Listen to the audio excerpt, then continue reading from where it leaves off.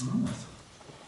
So this afternoon we will be returning to the Vipashyana presentation and Panchen Lozang text. And where he will go immediately, as soon as we open it up, is to identifying what's called the object of reputation or the object of negation. So let's just linger there, because what I'd like to do as usual is try to completely weave theory together with practice. So the theory is right there to illuminate the practice. We come from the practice, and that comes and illuminates the theory, the teachings. So when we go back to the teachings, oh, I get it, I know what he's talking about, right? Because you've had some taste. And so that's really the ideal. To my mind, Buddhism should always be taught that way. And physics is taught that way. And mathematics is taught that way. When I was studying mathematics, you learn something and immediately you're working on problems. In physics, you learn something and then you're running an experiment. It's really good. So, let's linger there just a little bit, because in the spirit of wanting to unify theory and practice. So it's very straightforward. That is, conceptually, it's not difficult at all to understand what is meant, what is the object of negation, what is, for example, the self that is to be negated. Well, first of all, just to make it really clear, it's something that doesn't exist, but appears to exist, is grasped onto as being existent. So I'm going to give a silly example that I give many times, just because it's so obvious. Imagine something that's not true, and that is, I think I'm not a reincarnation of Napoleon, which I could be, one chance out of about 10 trillion, whatever. But imagine that I actually think I am Napoleon, you know, the little short guy back there in the 19th century. And I'm actually sort of delusion, you know, and actually so I have that. And I'm walking around and I think that I'm actually Napoleon, okay? And so I can even take on a French accent, and put my hand here, you know, I expect everybody to salute me. But then I go to Catalina, you know, she's dealt with this before. She gives me a really sustained therapy and showing, well, in fact, you know, there's just no evidence that the Napoleon you think you are actually exists. Number one, you're taller. Number two, you don't speak French. Number three, he's dead. She's kind of step by step taking me through it, you know, until finally she persuades me that where I am, there is no Napoleon. And then I pay my bill. And she's done her work. But the Napoleon that I think I am is the Napoleon to be refuted. Because in fact, I'm taking it very seriously. And if you show me a lot of respect, I feel very puffed up. If you ridicule me or say I'm crazy, then I feel very offended, very upset. Because I am Napoleon and you're not acknowledging who I am. So what does exist in this, you know, this example, what does exist is I do think I'm Napoleon. I'm grasping, apprehending myself as Napoleon. And that does have causal efficacy. That has all kinds of influences. It's as existent as anything else. The thing that doesn't exist is the Napoleon that I think I am. Okay? So it's a silly example, but then you can say, okay, well, where is it not silly? So the object of reputation is that, let's say a self, well, it turns out to be anything else too, but a self that exists, here's it in a nutshell. A self that exists prior to and independent of any conceptual or verbal designation. Just that simple. It's already there.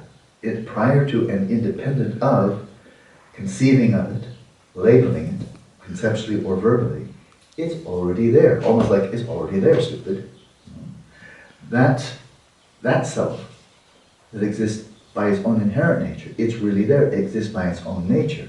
It exists from its own side, prior to and independent of any conceptual designation, any labeling process. That is the self that we grasp onto. So it is said that that kind of illusion is connate. You don't learn it. It's connate. But with careful analysis, with the sharp sword of prajna, of intelligence, then we can cut through that and apprehend the very absence of that self. Now, of course, it's not just the self, it's everything else as well. So I've mentioned before, I gave very, I think, really brilliantly clear definition of metaphysical realism, as defined by Hilary Putnam, because he really knew his stuff extremely well. But metaphysical realism, you remember, there's one true description of the universe, it's already out there, it can be mapped, it can be known, and we know it by way of appearances. So does the sky really inherently exist as blue? No. Is there a sky out there that's kind of behind the blue, that's really there already. Well, of course. But where this really, I think it becomes really obvious, is think of the sun and the moon, just for starters. Think of the sun and the moon. Who doesn't think that the moon is really out there? 237,000 miles, whatever, something like that.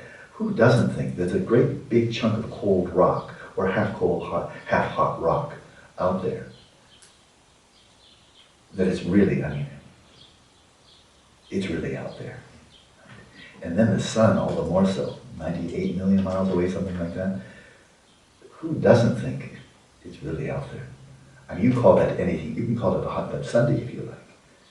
Call it anything you like. You can think about it. Not think about it. It doesn't matter what you call it, what you think about it, or anybody thinks about it.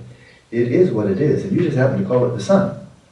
Doesn't call it Nima. So what? It is what it is, and our labels are just kind of fluff, like dropping a feather on a tank. The tank doesn't care. It's already there. Right? And so this is very, very natural. And it's inborn. That is, it's connate. So when we hear about achieving the fourth jhana and being able to stroke the sun and the moon, we just makes one burst out in laughter. Whoa, boy, I had no idea Buddhists could be that superstitious. This is like, cuckoo, cuckoo, really over the board. Like this is where we just start, man, are they Looney Tunes, And of course, if metaphysical realism is correct, then they are. We are. I am.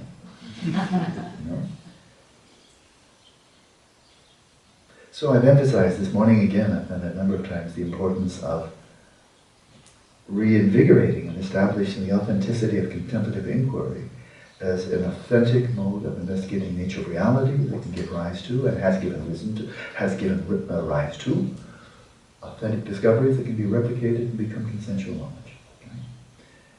What's the big deal?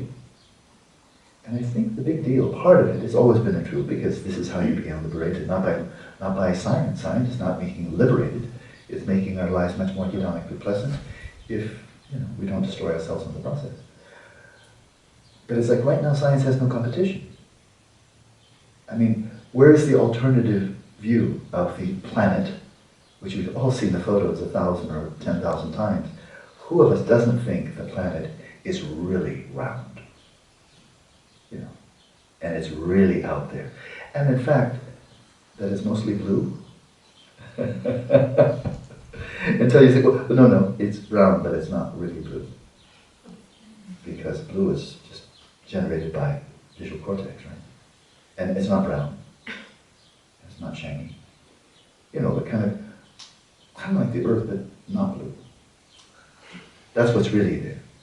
And it's not brown. And it's not one. Kind of like invisible earth that's round. When you look for it, exactly what is it you think that's really out there, it does start to get a bit dodgy if you do start thinking about it. But that it's round and heavy, who doesn't think that's true? And I think for a very good reason. There's no competition. There's no competition. Well, there is, but hardly anybody knows about it. It's like before quantum mechanics came along, before specifically Einstein came along. Einstein, not only with his relativity theory, Einstein was the first one to come up with the notion of photons. He didn't call them that, but he was the first one of thinking that light actually traveled through space as quanta. And we call them photons. He came up with that idea. 1905. Pretty sharp guy. Pretty smart. And then of course they found evidence for that effect. He set up the right type of measuring system. And lo and behold, there's no doubt about it. Light comes in quanta. But until then, there was only one view of light by knowledgeable, well-educated scientists and the general public in the late 19th century, and that light consists of fields, electromagnetic fields, traveling through space at the speed of light. And it was a purely mechanical view of light, and it does have wave properties, so Lord Kelvin said there's one thing we are absolutely certain of, and that is the existence of the luminiferous ether. Space has to be pervaded by a subtle medium, such that when light travels through it, light waves, fields of electromagnetic energy, travel through space. They do display wave properties. I mean, that was simply known unequivocally. It's true. And therefore, there has to be a medium that ripples. Just like waves in the water. Well, you don't have any waves in the water if there's no water. And you don't have any sound waves if there's no air. And you don't have any light waves if you just have a sheer vacuity. Just sheer emptiness of space. If space is just nothing, there's nothing to ripple. So logically, there had to be this subtle ether, an ethereal medium that when light traveled through it, it would ripple and set up all these wave patterns, interference patterns, which were very, very well known. But ether had to exist. Logically, it had to exist. Did they have any evidence for it? No, actually there was no evidence for it at all. But given this way of viewing reality, classical physics, late 19th century, it had to exist. Until somebody, two guys, proved it didn't. Michael and Morley, 1879.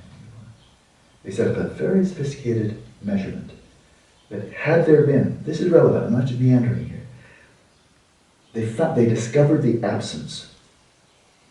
It's not that they didn't find the ether, and that's easy, I haven't found it, so what? They discovered the absence of the ether with a very subtle experiment. You can check it out on wikis pretty clearly, but you have to kind of know physics a bit to understand it. But it was really, they nailed it. They set up an experiment that if the ether did exist, it would have showed up in their experiment. It would have shown itself. It didn't. Therefore, they ascertained the absence of the ether, which should have been impossible because it had to exist. If you assume that space, time, matter, energy are all absolutely real, and there's one way of viewing reality, and that's the way of 19th century physics. So, this was back in 1879, no internet. So their discovery, there's just a couple of guys out in America ran this experiment. But it didn't kind of spread like wildfire. Like when the Higgs boson was discovered, we know it seconds later practically. Internet and all of that, we know that perfectly well, but they didn't have anything like that. So they made discovery. And several years later, Lord Kelvin was still saying, we're absolutely certain the ether exists. This is about 5 years after it was determined that it didn't exist. Because, they're Americans and he was an English, he was an aristocrat, so what could those American yahoos know anyway? So it didn't get through. But then, Michaels and Morley shook things up. Because it should absolutely exist, and it doesn't. But then how do you account for the empirical fact that waves of light show interference patterns? When there's nothing to wave. And they don't go like this. Light doesn't go like a dolphin up in flames. It doesn't do that. And so, Einstein came along. And then, of course, Niels Bohr and the others showed, Einstein remained a metaphysical realist to the rest of his days. I think it actually stopped him in some very important ways. But people like the younger ones, as Max Planck said, science progresses funeral by funeral. It's true. The old ones have to die off. Poincaré, brilliant physicist. He was so entrenched in the 19th century, he was extremely bright. He could never make that shift over into the new physics. So he had to die. Well, he's going to die anyway, but that generation was going to have to die out. And then you get these young upstarts like Werner Heisenberg, kid, in his 20s, and he's making these groundbreaking discoveries in quantum mechanics and shaking everything up. That light is not inherently a wave, nor is it inherently a particle. It rises relative to, but not relative to system of measurement. But now, as soon as you have that, now that you have two legitimate, now this is where it comes to Shamatha, jhanas, and stroking the sun in the moon. Most people wouldn't see the connection, but for you, it's, I think, obvious at this point. And that is, if you think the only way, the only possible way, the one way, this notion, we have the one way, we have the only way. If there's only one way to measure light, and that's the way of 19th century physics, and it always shows itself to be a wave, then you just assume that's the way it is inherently, objectively. We're just mapping what is already absolutely there, independent of any system of measurement. Come to quantum mechanics, And they devise another system of measurement, and from that perspective, light is unequivocally composed of quanta, little BBs, little packets, little pockets of light, little pockets of pulses of energy, which are not at all like waves. They do not have wave properties, and waves do not have particle qualities. And so now that shakes things up. Now, okay, it's fine from your perspective to say that light is a wave. On the other hand, from this perspective, which is equally valid, light is not a wave. It's a particle. It's composed of particles. And now you have to get over that. This is where they said that the very foundations are shaking beneath us, because it's now very hard to be a metaphysical realist in foundational physics. So we are the same here. There's only, now here in the years 2016, in terms of the public domain, there's only one way to study the universe. Because philosophers have a whole bunch of ideas, very interesting, but no consensus, so there's no competition. And then Muslims and Christians, Buddhists, Jews, and so forth, the called religions, they have all kinds of beliefs, and they believe them, but then the Hindus don't believe what the Taoists say, and the Taoists don't believe what the Christians say, and the Christians don't believe what Buddhists say, and the Theravada Buddhists don't say what the Mahayana say, and the Gelugpas don't buy that Dzogchen business. Right? That, as one said, woolly thinking. When there's only the teaching Dzogchen in France, there's one Yeshe was sitting next to just what these Westerners need, woolly thinking. And his own guru is teaching this, woolly thinking. So that's no competition. Even if the Gelugpas and the Nimbapas can't agree, they're not exactly competition to, well, we don't agree that, after all, the suns are not really out there. Who's going to believe them? And so this is where contemplative inquiry could be far more important than moving from classical physics to quantum mechanics. If it can be demonstrated with full open-minded collaboration with scientists. It's not trying to convert anybody here, but just show there are in fact different ways of investigating reality that have their own legitimacy. And it shows once again the complementarity. That was Niels Bohr really picked up on that, one of the great architects of quantum mechanics. It was his symbol. He used the yin-yang symbol for on his family, something his family. Yeah, that was it called? Crest. Crest, exactly right. Didn't he? I'm sure he did. And so, right now we're stuck. Because religion's not rising to the challenge of providing avenues of knowledge. Philosophy never has. Not since Pythagoras, perhaps. And the science is just dominating, and they're so good at it. So they're not to blame, they've just succeeded where the others have not. But of course, as soon as we consider that science is the only way, then there's one story. Has nothing to do with Mount Meru, or the garden and the serpent and the tree. It has to do with the Big Bang being completely physical, and 8 billion years later, life forming on our planet, or more like 10 billion years, give or take. 10 billion years life forming on our planet. Where did the life come from? Well, that was what was already there. What was already there? Only physical stuff. And then give it another billion years or so, and then the first conscious organisms started coming out. And where did their consciousness come from? Well, what was already there? Chemical, electricity. And now here we are. Where do we come from? More primitive us's, our progenitors. And where do they come? Well, then it's inevitable that you're stuck with materialism. Because it all came out of matter. Why did it come out of matter? Because those are the only questions they were asking. And they're asking about the origin of the universe. They're asking physical questions using physical apparatuses and coming up with physical answers, which is inevitable. So of course they think the Big Bang and the first 10 billion years of evolution in the universe is all physical, because that's all they know how to measure. So contemplative inquiry is kind of really the only hope that humanity can get its feet unstuck from the ruts of materialism. Because materialism makes really not only good sense, it makes unavoidable sense. If you consider science is the only way to explore reality. I mean, where's the wiggle room? If the first 10 billion years of the universe was all physical, life emerged from that, and conscious organisms came out of that, then it's kind of like, we have no choice here. That's why when I engage with a lot of scientists, and to suggest a non-materialist way of viewing reality, they say that They just don't even know how to think about that. And I understand why. And it's not because they're not intelligent. I'm sure a lot of them are a lot more intelligent than I am. You know, very distinguished, world-class scientists, big reputations. For very good reason, they've earned it. They can't even imagine how you could work in a scientific context without working in a materialistic context. Because there is no second route. There's no alternative, a viable mode of inquiry. And shamatha is crucial for that. To make it replicable, rigorous, sustained. Right? Not just Vipashyana. Vipashyana would be pecking at it. But then you always fall back. The scientists have continuity. They have their system of measurement. They just keep on going and going and going. You know, until a weasel gets in there and screws things up. You know what happened? Flo? Elizabeth, thank you. Elizabeth brought to my attention that this $7 billion Hadron Super Collider, you had to shut it down. All those 3,000 employees, they all had to wait.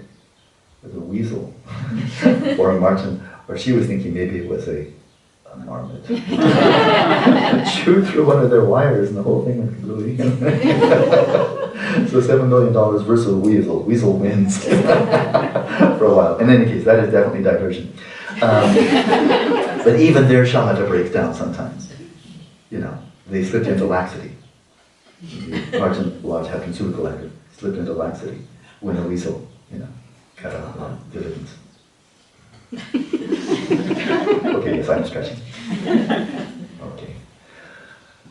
So, is identifying the object to be refuted, the sun existing from its own side, really there? That's the object to be refuted. The moon really there, from its own side? Hard, round, big, pulling on the oceans, causing the tides and so forth? That's the object to be refuted. The earth is something that's inherently spherical, big and heavy, with a hard core, hot core. That's the object to be refuted.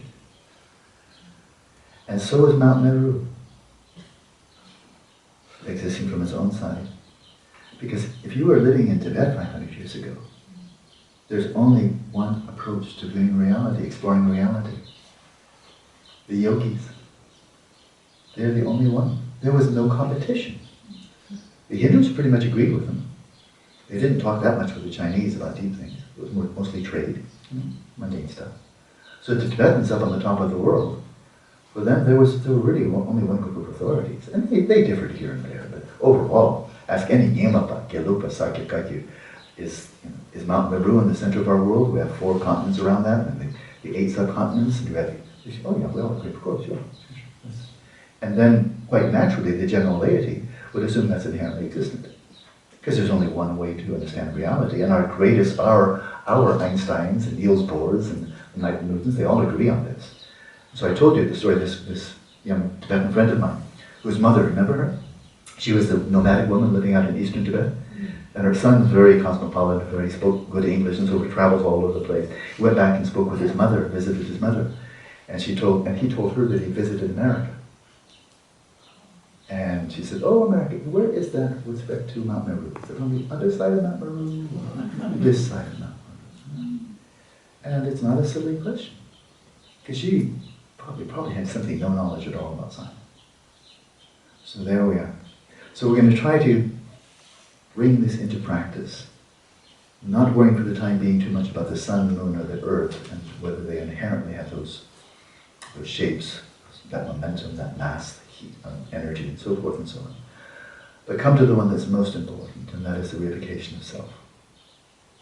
I'm going to end on this point before we go to meditation, but all of this actually dovetails completely with what we're about to read from the 17th century, which could have just as easily been written yesterday by some very fine Gelug scholar.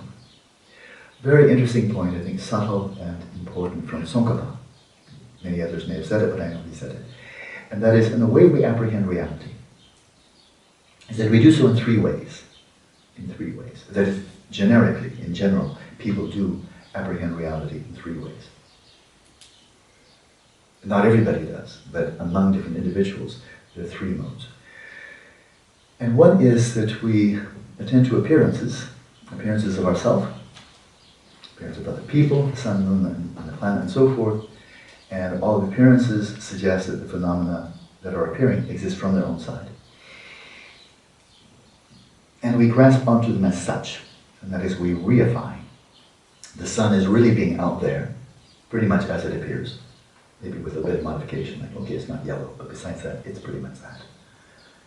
So, the first mode is that we see appearances that appear as if they're existing from their own side, and then we take them at face value.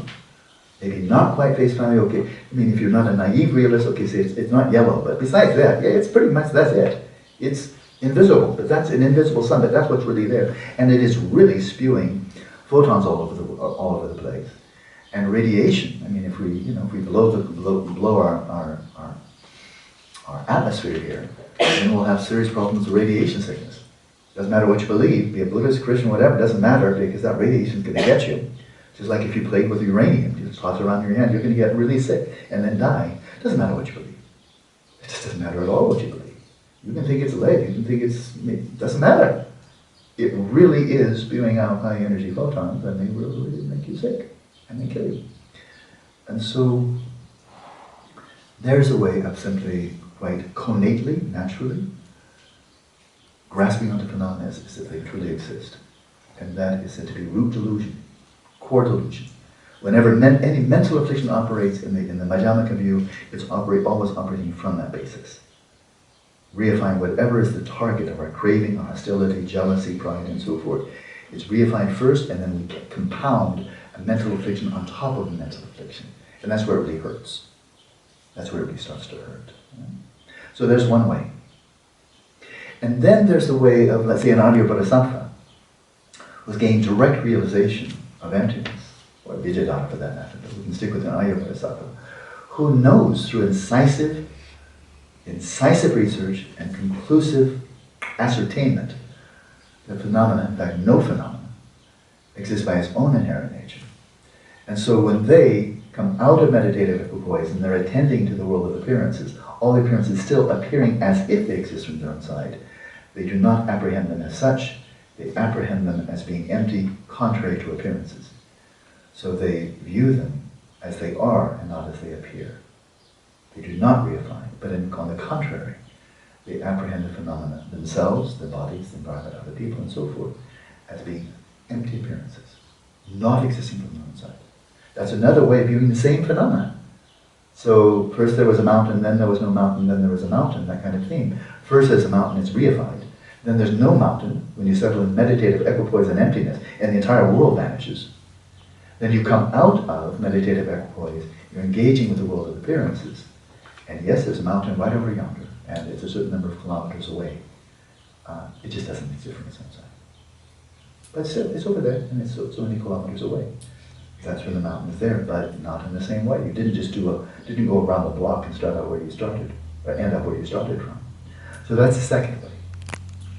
But you do not reify it, and you see it as being empty of inherent nature. That's how you apprehend it, right? That's the second way. And the third way is undifferentiated.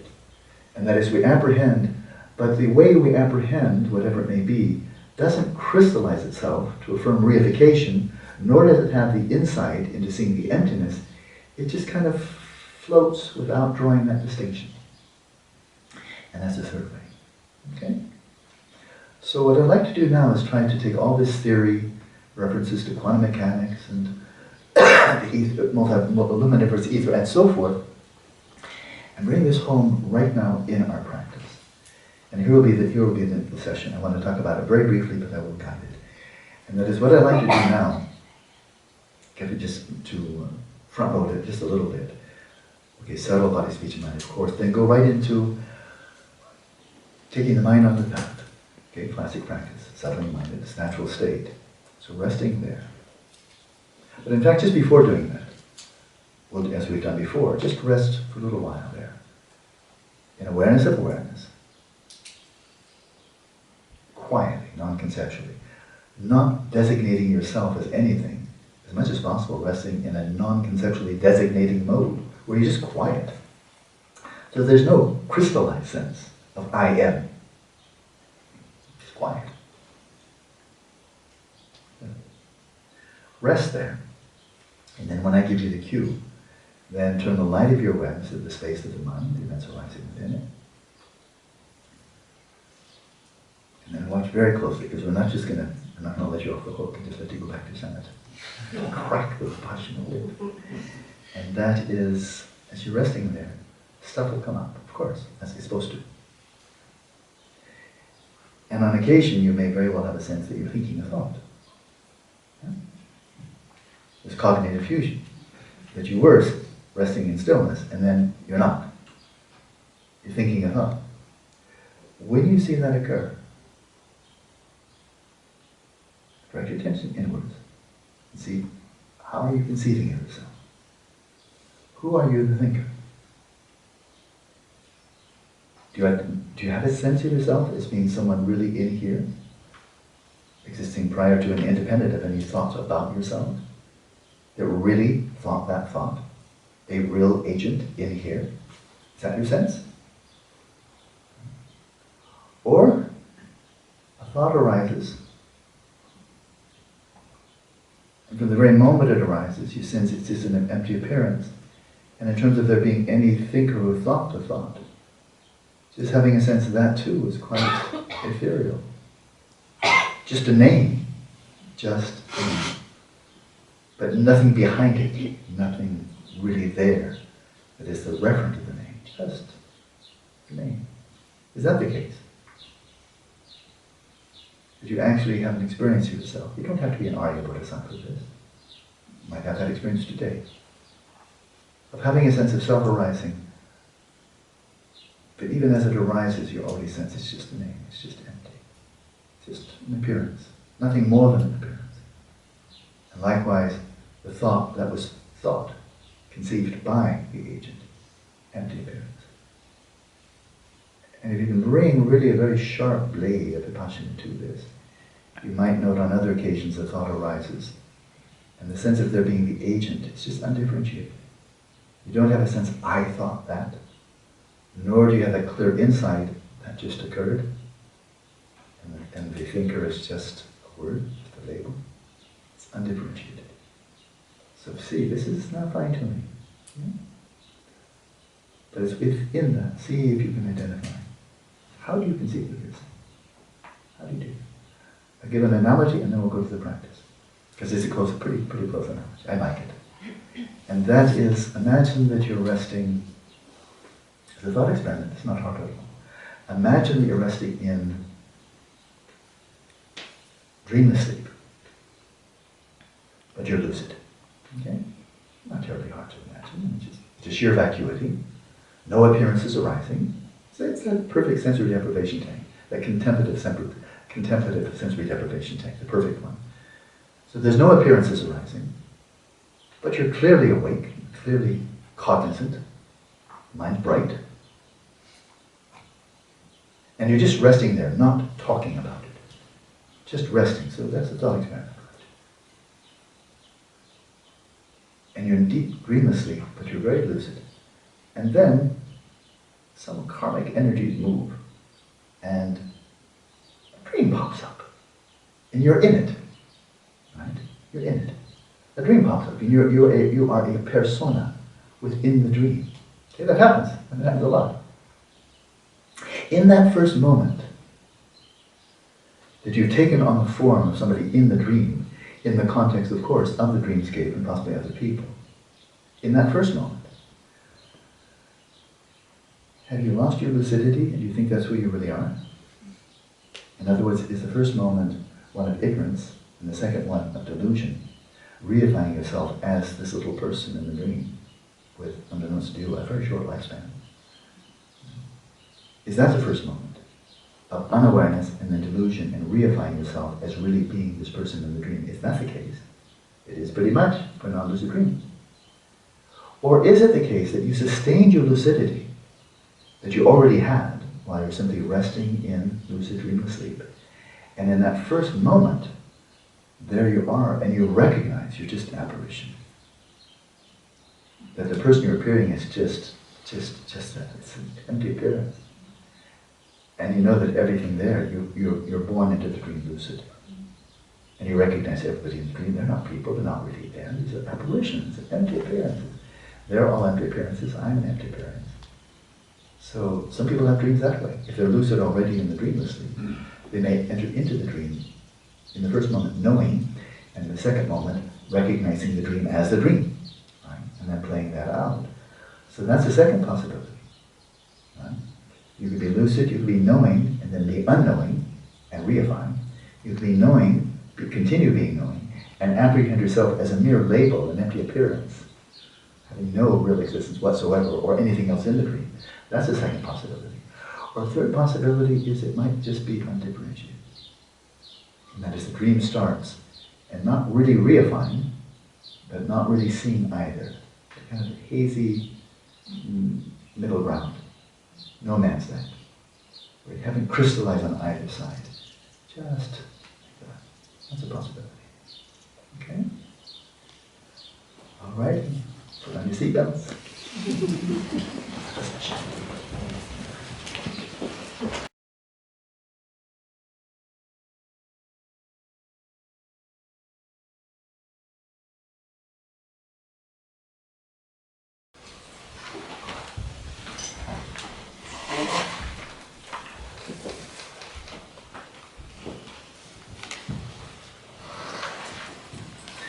Briefly, before we return to this 17th century text, we educated in modernity, doesn't matter whether it's Singapore or Beijing or whatever, but in modernity, where those who have some education in science and so on were kind of brought up naturally thinking in terms of our metaphysically realistic view of reality.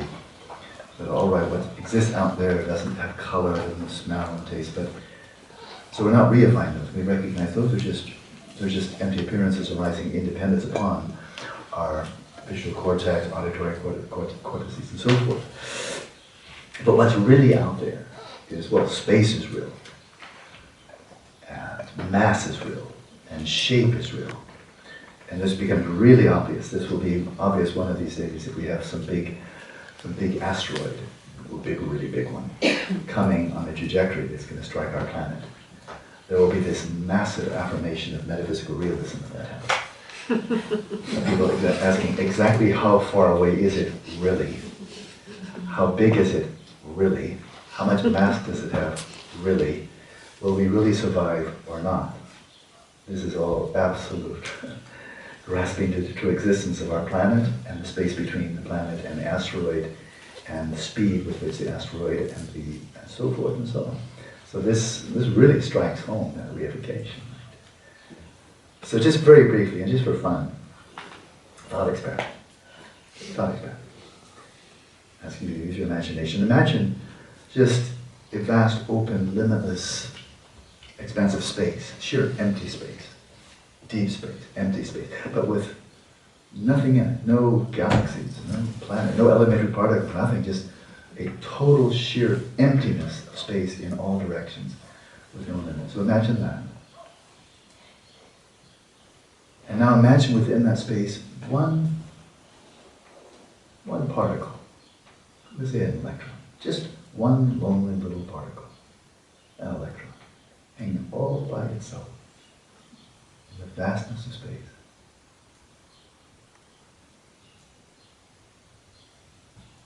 Is it moving or not?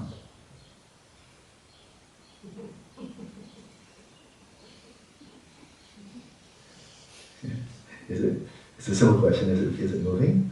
Like just, on a novice quest for, electron, positron, soulmate. Or is it still? Is it moving or is it still? You can't tell because there's nothing to relate to it. If it's a vast space, Yeah. there's nothing to relate to. The answer for people listening by podcast is there's no answer to that question, because to say that it's moving or not has to be relative to something else. And if all there is about it is just empty space. But now what if space itself, as was assumed until Einstein, is absolute? That space provides an absolute, objective, real context. As was assumed when Lord Kelvin and pretty much everybody of his learned peers assumed that that space was completely permeated by this luminiferous ether, which was real, substantial, but very, very subtle. Then could you ask, is it really in motion? Yeah, you could. If you could identify that luminiferous ether, then the space that it occupies would be real, because it's real, and that would provide an absolute point of reference with respect to which you could answer in a meaningful way, yes, that one isolated electron is moving with respect to space. It was in this part of space, and then it moved to that part of space. Right? Okay, now let's make it a little tiny bit more interesting. 2 electrons. 2 electrons. And the distance between them is increasing. They're getting further and further apart. Which one is in motion? Or are they both in motion?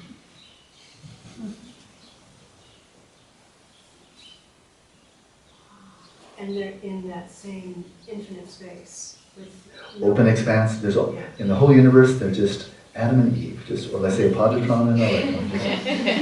They started the whole thing. Well, they have to both be moving. If the distance between them is increasing, they have to be both moving? Yes. Why? Why is I it? don't know why. Why isn't it enough for one? I mean, you're the girl, imagine you're the electron and I'm a positron, and I just say, stay put, honey. Stay put. I'm going off looking for... I'm moving because you're moving. No, but you're the electron, and I'm the positron. Yeah. And I say, stay home, I'm going to go out and check to see if I can find some other electrons out there. the first positron is definitely a rascal. So I just say, stay put. Yeah. And so, what's wrong with that? But if it's infinite space, yeah. and you're moving, I'm also moving. Why? Why can't you just be obedient? Don't move. Just stay home. Because I need to know where to get. If I don't find anybody else, I want to know where you are. Stay at home, so I'll know where to look. Because if you wandered off, I might not. Then I'll really be on my own. That'll be awful. But I'd like to do a bit of a fishing expedition here. Find some other cute electrons out there. So why can't you just stay put and I head off? What's wrong with that? Why? I can't articulate it, but I can see it. I can't articulate why. Does anybody agree that she can't just stay home and I can move? Why? That's fine if you can't articulate it. To my mind, I can take off. You can stay. You don't have to move. You don't have to follow me. Which would make if you're following me but I'm going faster, the distance between us would increase, but not as fast as if you'd stayed home. Yeah.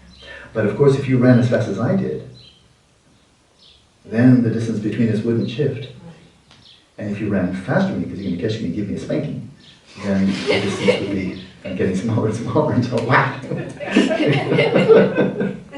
So it's true then that you could move independent from this, and this could stay still. Well, That's true. isn't it? Until Einstein came along and just shook the whole universe. And that is, there is no absolute space. If there had been an ether, there would have to be absolute space.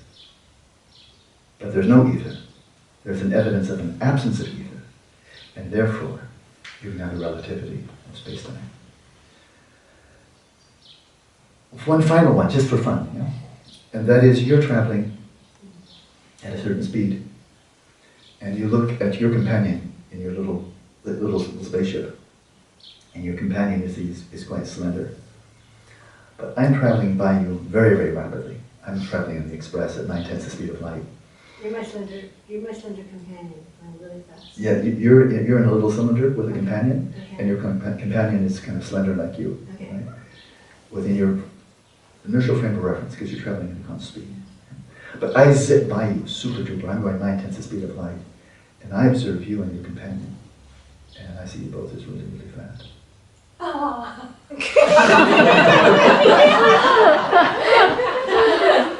That's what I see. You're really stretched out like that. Yeah. And so, what are you really then? Are you really thin, or are you really fat?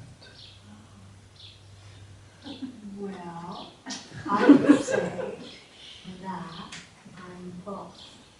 You're skinny and fat. I would say depending on from what perspective you're looking, who the observer is, Right. and Yeah. So you don't, and independent of initial frame of reference, you're not independently fat or skinny. You're not independently heavy or light. You're not independently here or there, and you're not independently in still or in motion. That's all just from relativity theory. And that's not even including quantum mechanics. It's pretty breathtaking, isn't it? And quantum mechanics goes even deeper than that. Because Einstein did assume that light absolutely travels at 186,000 miles per second, relative to any inertial frame of reference. So that's an invariant. That's an absolute across all inertial frames of reference. And then quantum mechanics comes in and said, which light are you referring to, particle or wave? What is the nature of that light? Does it exist independently of any system of measurement? See, this was really quite breathtaking. This all happened within about a decade or two, first 2 decades of the 20th century. And it was so explosive, so profoundly shattering, that most of the rest of the sciences and most of the rest of physics wanted to contain it. And that's relevant only at the speed that velocity is approaching the speed of light. But of course we're not, so it's not a problem. It's irrelevant to us because we're not even traveling remotely like. They've now discovered 3 planets that are Earth-like. They're only 40 light years away. It's brand new discovery, just today, yesterday, very recently anyway. Only 40 light years away, quite nearby. Except if you hop in one of our spaceships, it's millions of years to get there. Millions of years. So, in other words, it's because our spaceships travel not even remotely, like not 1/10 the speed of light. And therefore it's kind of like, not irrelevant, but it's really not very relevant. In quantum mechanics, you get elementary particles. Most neuroscientists, with a marvelous exception of Donald Hoffman, are assuming the quantum effects are just irrelevant to brain activity. Because those are warm, big, gushy cells, and not elementary particles. So there it is. So that's kind of softening us up. I think it's really, really helpful, if that seems like just kind of a diversion. I think it's really helpful to make use of the fact that we're living in the year 2016, and not as if we're living in 1879. Because frankly, most of the cognitive sciences are still embedded in the late 19th century. And that makes it very difficult to avoid statements like, the only way to understand meditation is by understanding the underlying neural mechanisms. That's marvelous talk for the 18th century. It makes really good sense. The neural mechanisms, the creaking wheels and the grinding of cells and the spewing out and so forth. But get real. That was 140 years ago. To view this, the teachings on Dzogchen, the teachings on Madhyamaka, with some awareness. Not that science is proving Buddhism. We don't need science to prove Buddhism, and the quantum mechanic relativity doesn't need Buddhism to prove it. These are independent modes of inquiry. This is what makes it so fantastic. They're not crypto-Buddhists trying to bring Buddhism into physics. They're just really good physicists, right? And Tsongkhapa, and Longchenpa, and Lama Mipama Rinpoche, Panchen Rinpoche, they no access to, well, because they didn't even have quantum mechanics back then. So the notion that there can be coming from different perspectives and coming in upon convergent truth, that gets pretty powerful. Way beyond philosophy and way, way beyond religious belief. Maybe there's something really true here. Hola, so let's finally get back to the text.